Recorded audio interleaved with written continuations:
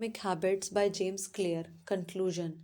The secret to results that last. There is an ancient Greek parable known as the Socrates paradox, which talks about the effect one small action can have when repeated enough times. One formulation of the paradox goes as follows: can one coin make a person rich? If you give a person a pile of 10 coins, you would not claim that he or she is rich. But what if you add another and another and another? At some point, you will have to admit that no one can be rich unless one coin can make him of or her so. We can say that the same about atomic habits. Can one tiny change transform your life? It's unlikely you would say so. But what if you made another? It's unlikely you would say so. But what if you made another and another and another? At some point, you will have to admit that your life was transformed by one small change.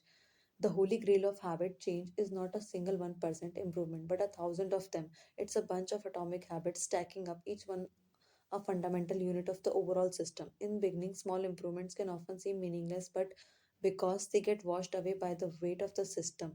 Just as one coin won't make you rich, one positive change like meditating for 1 minute or reading one page each day is unlikely to deliver a noticeable difference. Gradually, though, as you continue to layer your small changes on top of one another, the scale of life start to move. Each improvement is like adding a grain of sand to the positive side of the scale, slowly tilting things in your favor. Eventually, if you stick with it, you hit a tipping point. Suddenly, it feels easier to stick with good habits. The weight of the system is working for you rather than working against you. Over the course of this book, we have looked at the dozens of stories about the top performers.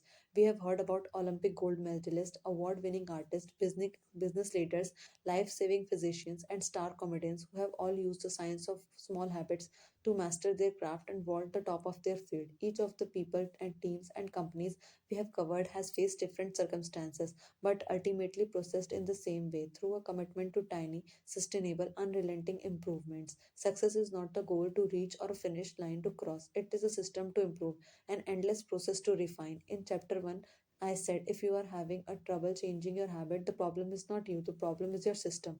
Bad habits repeat themselves again and again, not because you don't want to change, but because you have the wrong system for change. As book draws to a close, I hope the opposite is true. With the four laws of behavior change, you have a set of tools and strategies that you can use to build better system and shape your better habits. Sometime a habit will be hard to remember and you will need to make it obvious.